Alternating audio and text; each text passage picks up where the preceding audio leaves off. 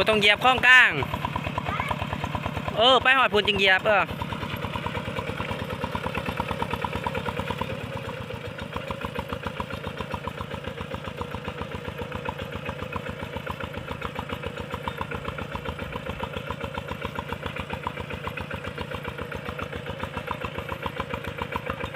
จัดไปพี่น้องเล็กน้อยเฮียน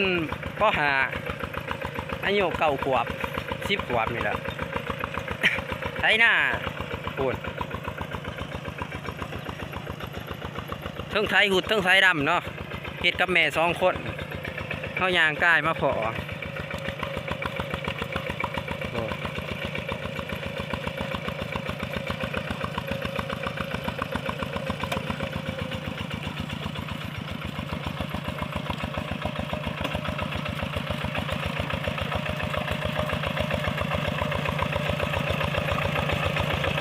เล่งมั้ง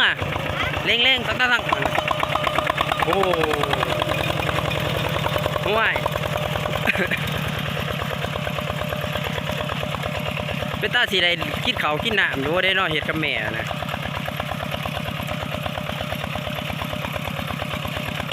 บางคนถามว่าแม่นแท้บ่แม่นแท้อะไรพี่น้องเห็ดกับแม่2 คนแม่ผุนโลกกาอยู่ลุ่มพูนแต่ว่าเพิ่นแกงรถไถยังท่านเป็นเนาะ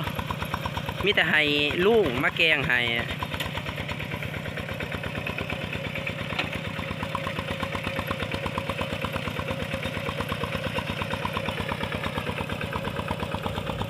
เห็นบอกมันสลาดได้หน่อยๆอยู่ของมันทั้งกลางมันลุกมันโบเหยียบมันไม่หาเราเหยียบแต่ทั้งคอ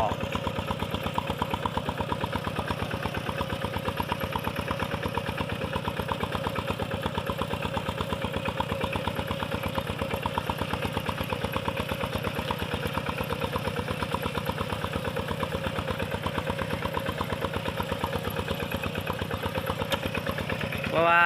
เฮาจักหน่อยสิลง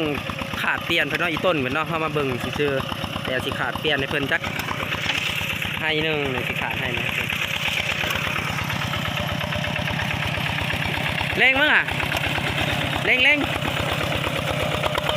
โอ้